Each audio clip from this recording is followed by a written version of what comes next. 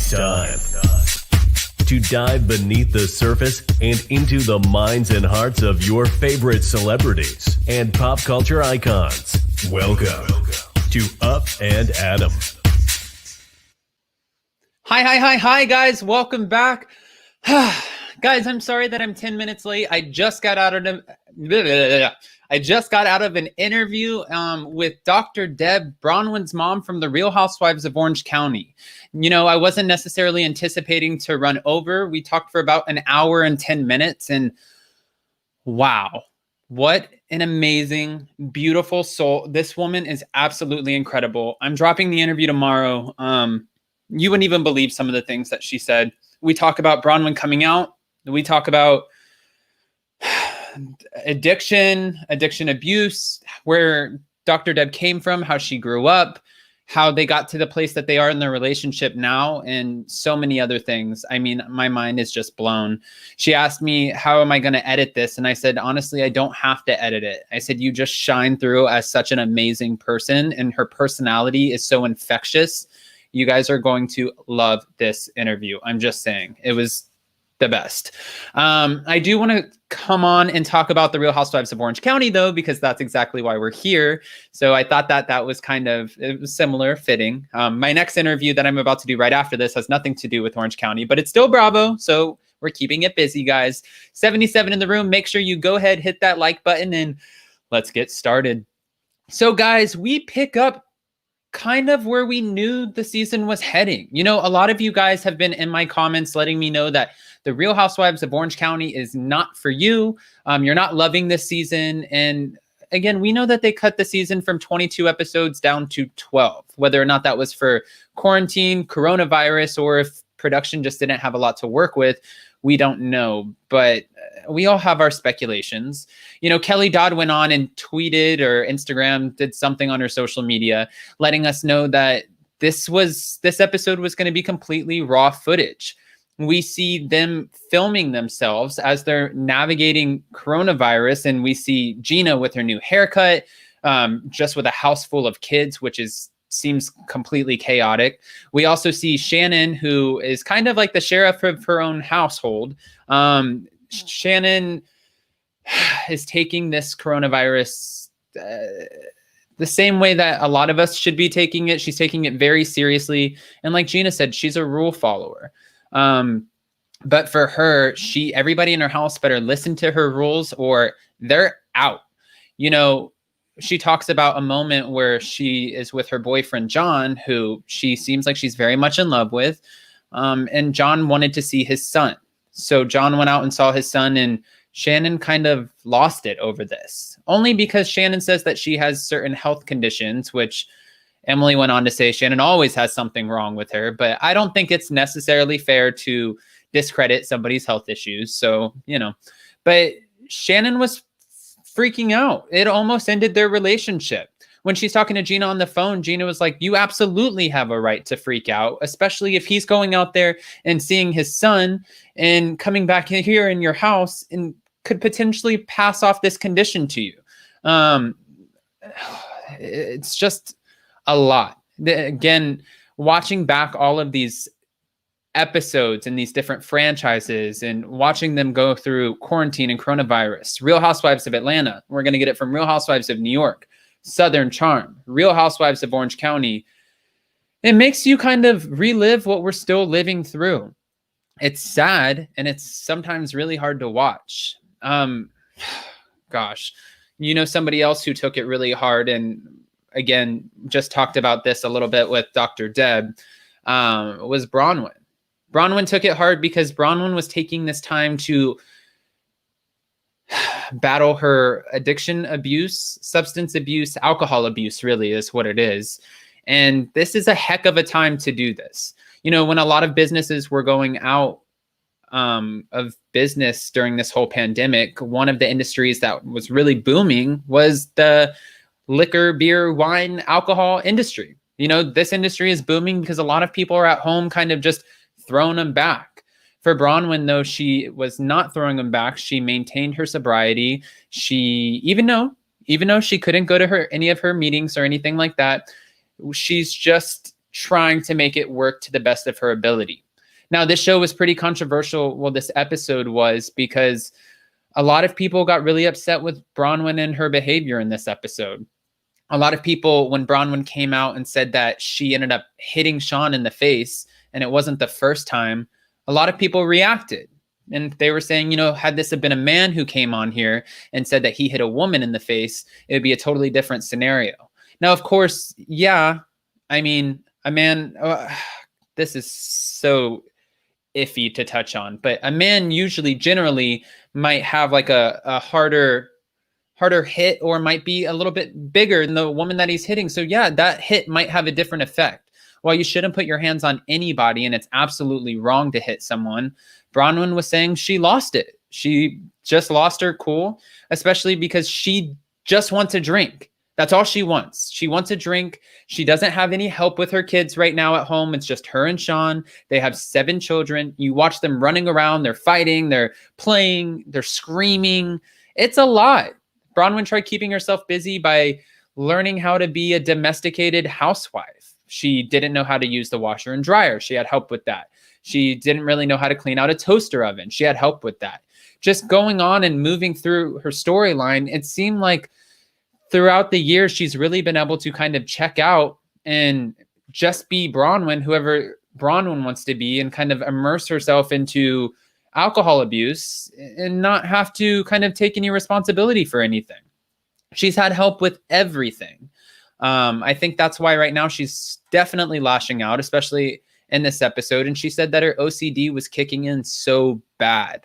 If you guys saw this episode, you see where the sticky notes are up, and she's writing where the kids can only come in for 3 different times out of the day to get food in the kitchen. Otherwise, they have to stay out of the kitchen. It doesn't just apply to the kids. It also applies to Sean. Sean seems like he has a great attitude with it. It was just really hard to watch. I'm going to go ahead really quick now that there's 120 in the room, guys. Go ahead, hit that like button. If you guys would like, you're more than welcome to call in. The link is down, but I'm curious what your thoughts are. A lot of people say that they're so over Bronwyn. They're over these manufactured storylines. They're over this substance abuse. They think that she's incredibly selfish. These are the comments that people are saying.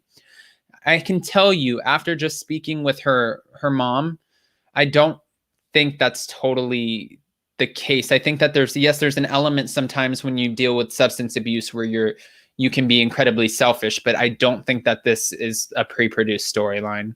Her mom has multiple stories of how she just had to be there in different moments for Bronwyn and kind of pick her up off the ground at times. And it just, you'll have to check out the interview, but it kind of put things in perspective, especially because Kelly Dodd just recently went on and said, fake, fake, fake. Bronwyn is not, a full lesbian. She's not an alcoholic. She's not this. She's not that. Completely discrediting everything that Bronwyn claims to be. And Kelly Dodd saying that is just for a storyline. What else she's saying is for a storyline is the fact that Tamra Judge has come out in full support of Bronwyn, actually going to her coming out party. And Kelly Dodd saying that she's only showing up because she wants to come back on the show. Now, we do also see in this episode, and I want to get to this really quick, we have Elizabeth Lynn Vargas, who can't get her story straight. Now, she's fumbling over words, and she's not necessarily giving us the full truths, but to her credit, she's saying that she can't because it's a legal situation. Now, I think had she started off at the beginning and said, I can't talk about this, but I can talk about other things, maybe she wouldn't have got herself in this situation fumbling over her own words. But what I did find interesting is that Shannon and them called a meeting to talk about Elizabeth. Shannon wanted to see what all of the other women's opinions were on Elizabeth and almost kind of create a little bit of a witch hunt to take her down. Or at least that's what Tamra Judge is saying. Tamra said that she spoke with GINA, GINA, who's still very much on the show. And GINA was asked by Shannon, received a phone call from Shannon to attend this meeting.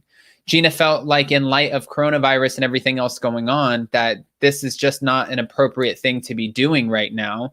So she didn't jump in, and she didn't jump the bandwagon. She didn't join the ladies. But Tamra did go on and go to social media just calling out Shannon for being this puppet master of a housewife, really just constantly turning people against each other. Now it's still up, guys, so you can go check it out. You can look at Tamra Judge's Instagram, where she posted an example from one of the previous seasons where Shannon was trying to turn Vicky on Tamra. Shannon was saying that Tamra's not been a good friend to Vicky, and she's whispering it kind of like this off to the side, a little bit shady. What I'm curious is to the fact, though, they're both going back and forth saying how toxic they were for each other. Shannon saying that her family begged her not to take calls from Tamra because she would call her multiple times a day and put her in a mental kind of like awful space that affected the family. And Tamra saying, well, that's not true. You're trying to play puppet master and paint me to look like this fool. Now, I don't know if you guys think that this is all just pre-produced storyline bullcrap just to get Tamra back on the show. And maybe Shannon isn't on it.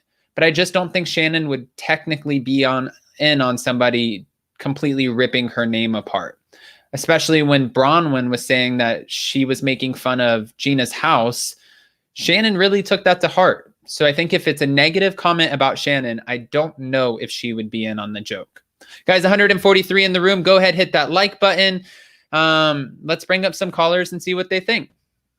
Hi, Dana. Hi, how are you? Good. How are you? I'm doing pretty good, just tired.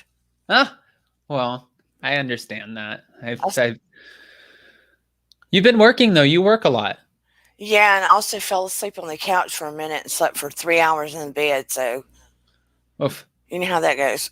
Yeah, but sometimes those are good, and we need those moments just to like check out and fall asleep. Honestly, I wish I could sleep during the day, but if I wake up after a nap, I have the worst headache, so I try to just save it for night. No, I was talking about last night. I accidentally fell asleep on the couch for a minute sitting up. Oh. And then went to sleep in the bed for 3 hours. Oof. Before I had to teach. So, yeah, I'm up at 5:30 every day. You're an early bird. No, I'm not. Well, you have to do for work. Yeah. Okay. Well, did you manage to catch this episode at all? Yes, I did. And it was interesting them having to film themselves and not having the luxury of editing and cameramen and everybody in there because it was a hot mess. Did you Kelly Dodd felt like we were going to love this self-taped editing. Did you like it or no? I guess the part that I did like about it was because it was more realistic. Right. In that, they were showing the roots of their hair and how they were having rich people problems because they didn't have, the people to come in and clean their house and cook for them. And here Bronwyn didn't even know how to use a washer. And oh my gosh, just the basic things that you learn when you move out on your own. Right. And I'm thinking, once upon a time, you had to have not been rich. I mean, you had to have learned the basic things of life, right?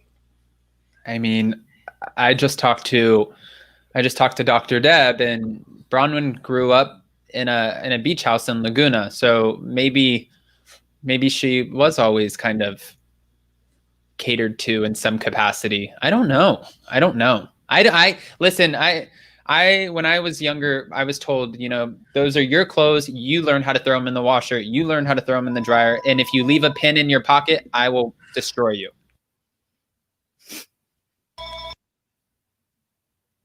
Oh, that's okay. Seriously, but and then, when Kelly got stuck in New York City, was having to talk to her daughter over the phone. I mean, that was disheartening to me because I couldn't imagine being away from my kids that long. But Kelly chose to go to New York. Right. And then here she is in the mecca of being in the midst of not being able to navigate because that is the core of where coronavirus was going on. Right. Did you see the comment that Bronwyn made about Kelly about saying that if I were if I were in the middle of a pandemic, I wouldn't leave my children for a booty call, is what she said. But a lot of people were giving Bronwyn flack, saying that's hypocrisy at its finest, because they're saying most parents don't check out in a closet for 5 days, passed out on alcohol, and leave their children with a nanny. So it's kind of like, be careful when you throw stones if your house is glass too, I guess. Yeah, that's true.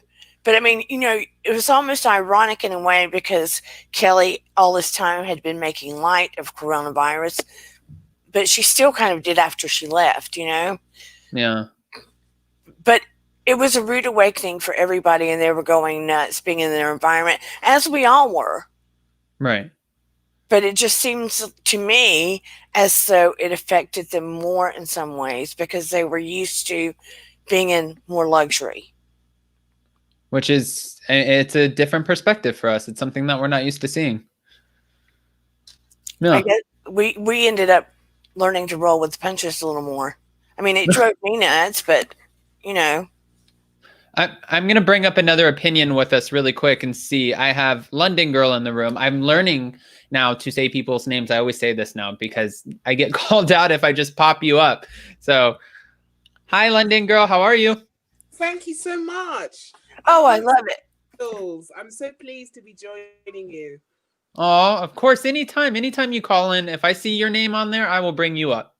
Perfect. Thank you so much. And thank you for the chat people that made me feel so welcome. I've been really excited to call because I just love your show. And sometimes I watch the Bravo shows. I'm just like, yeah, where's Adam? Right, I've got to play him now. I can listen to your accent all day long. I was about to say, I'm a sucker for a nice English accent, so I love it.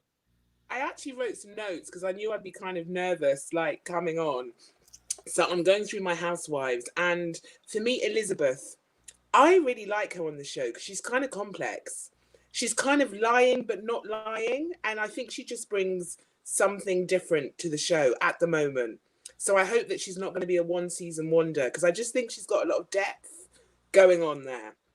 Shannon, if you remember Shannon, when she first came on the show, she had this holistic approach. She was all about the crystals and burying things under the house and herbal remedies and Reiki. And she admitted that she kind of was neurotic. So for me, what's a shame is I feel that she's lost part of herself by going on the show. And also the divorce, she's taken the divorce and the affair obviously really hard, because that's like she's lost half of her life, and I don't think she's gotten over it. Being in England and London, I can absolutely understand her neurosis with COVID, because I personally have been working from home since February of this year. So we were seeing it come, and I work for a big corporation, so we were seeing it come and shutting down our global offices, from east to west early on. So our mindset is kind of different. So it's really interesting watching how the housewives are dealing with COVID in comparison, to how we've dealt with it in this country. How have you dealt? What do you mean your mindset's different? I'd be interested to know. So it's been around here longer, and in Europe and in Asian countries, the response has been a lot better and quicker for the people. So it seems to be more of a humanitarian, like, this is real, people are dying. Some of my friends have had it, and some of my friends who've had it have been, young, not smokers, some of my work colleagues, and they're still struggling. One had to be hospitalized. They're both alive, they're both fine, but they're suffering from long COVID, and they're both people who are very active. So I think because it's hit us, and also when we had it in London, there were so many reports of the inequities. So all the healthcare workers were getting it, all the bus drivers, do you know what I mean? So there was a big kind of, we had time to adjust because we were paying attention to what was happening in Europe. And so by the time the government shut the UK down, we'd been watching this for a couple of months. Right. And they were taking it seriously. Do you know what I mean? In countries, they were shutting down. You couldn't get in and out of Italy. We have, multinationals at our company, and they couldn't go back home. They couldn't fly. So I can understand, I can relate to how Shannon's feeling. because also in my family, my mum, has a lodger, and how this lodger was behaving, because my parents were vulnerable. My stepdad's had a heart bypass in the last few years, and so that puts him in the vulnerable and you have to shield category. I can relate to how Shannon is, because this lodger was so disrespectful. He wasn't being hygienic. He wasn't cleaning his hands when he came in. All that stuff. I can relate to what she's saying, but her delivery is oh god.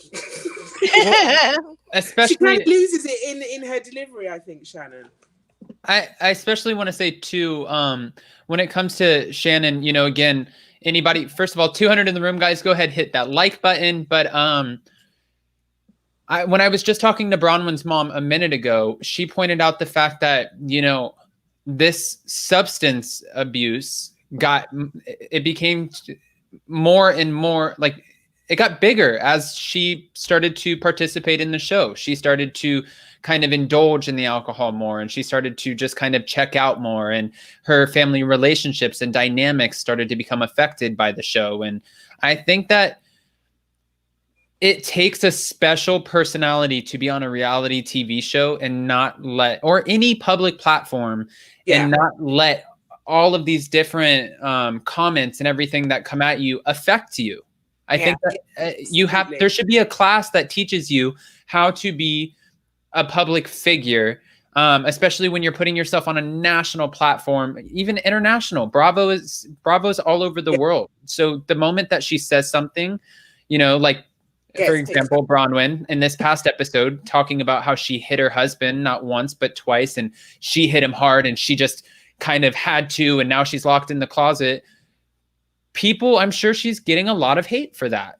Right. And then that could easily make you go back into a relapse. Yeah, and I absolutely get that. And that's what I want. Bronwyn, I find it weird that she's remained on the show. So from the outside perspective, I'm only seeing, whatever Bravo chooses to show me and whatever she puts on her social media.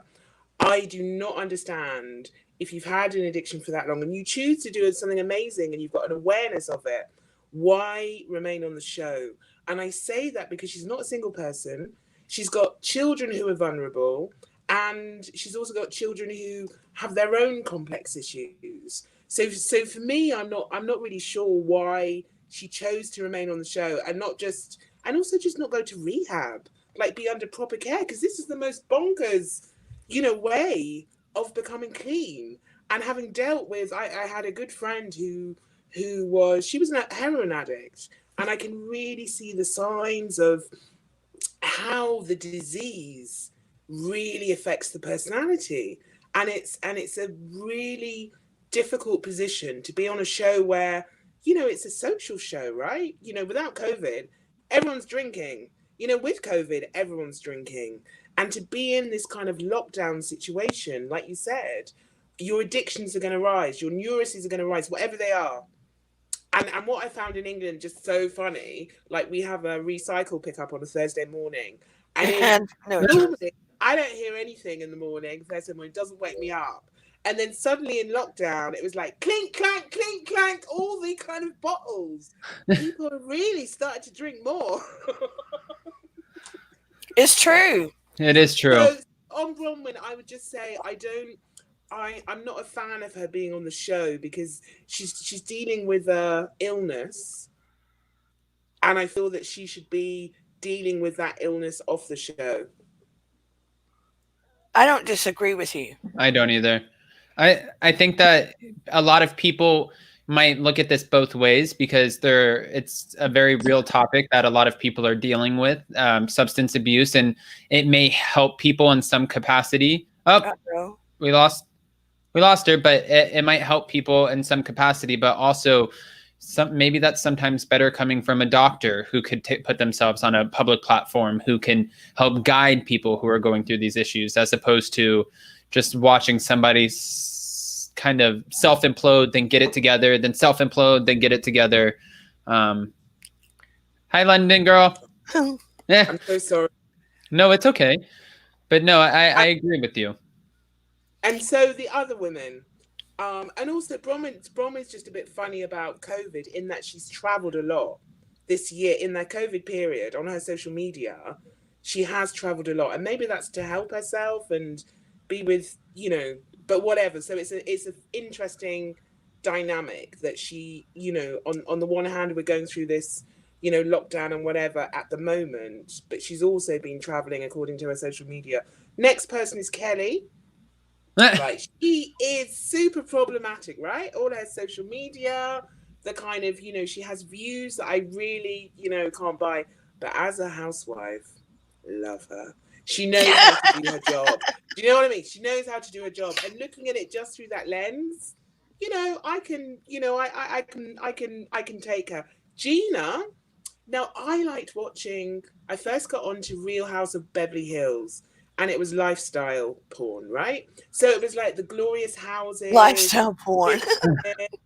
And all that, and the beautiful ponies running around Lisa Vanderpump's yard, and the ridiculous shoes and the travel.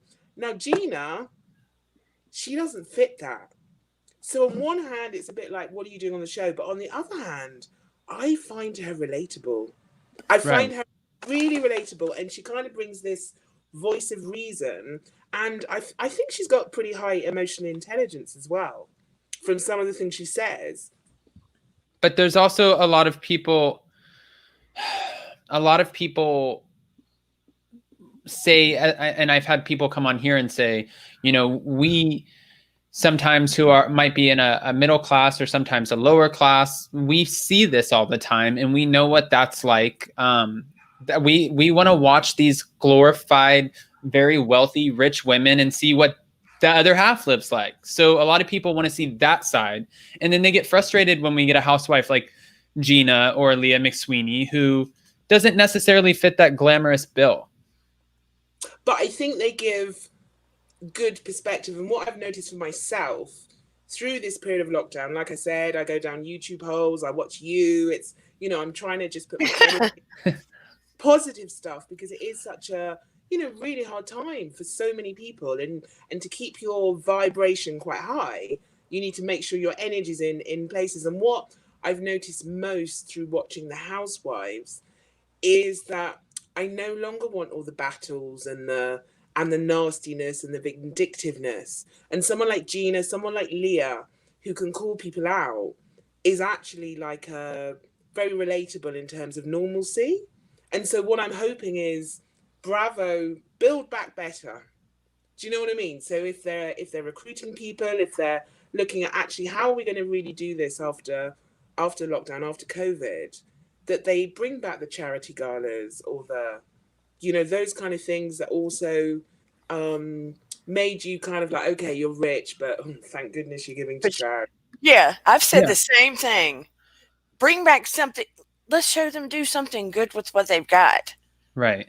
Exactly. I mean, the Housewives of London, at least, you would see them go to charity events. They may be bickering in the corner somewhere. Are you talking about Ladies of London? Ladies of London, yeah. Oh my! I miss them so much. By the way, I loved Caroline Stanbury was my favorite. Actually, it was something else. Oh my gosh, Jason and I are. It's not next week, but the week after. Jason and I are doing a couple interview with Caroline and her boyfriend. We're going to do a kind of duo thing because she's just I can talk about Ladies of London all day. I never get bored with them. I was fixated to that show.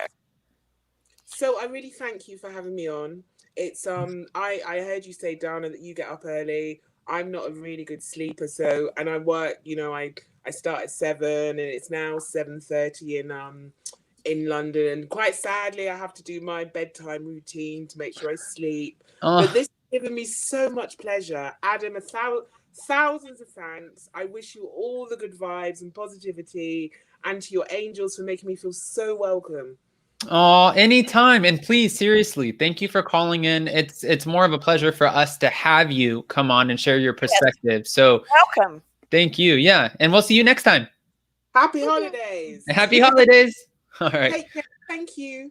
You're welcome. Thank you. All right. And Dana, actually, we were keeping, normally we go to 45 minutes, an hour. I have some other people in the room, and I'm sorry that we couldn't, I wasn't anticipating the Dr. Deb interview to actually go over an hour, just like I wasn't anticipating the Paul interview to go to 2 hours, technically. I guess you never really know what you're going to get when you jump on with somebody, but when it's an organic, easy flow, like I just lost track of time. So I do have another interview that's coming up in 10 minutes, and they're in the Zoom waiting. So I hope that you guys enjoy all of these interviews that I'm going to be dropping the next few days. I think that they're going to be really great. And as always, to a Blavi, I have Nina Marie in the room. I'm sorry, I promise next time I'll get everybody up. Dana, it's always a pleasure. I appreciate you. You too. Thank you. Have a good day. Bye. Bye. And also, guys, let's remember to wish Ablavi a happy birthday. Ablavi celebrating her birthday, just like so many of us have during quarantine and COVID. We all know it's not easy. So if you're in the room, just drop a happy birthday and send Ablavi your love, all the positive vibes. And thank you guys so much for watching. If you haven't already, make sure you hit that like button, 250. I can't tell you guys how much I love you guys, and I'm so thankful to have all of you. This is the best community ever. It's not even a community, it's my family. So I appreciate you guys. See you next time.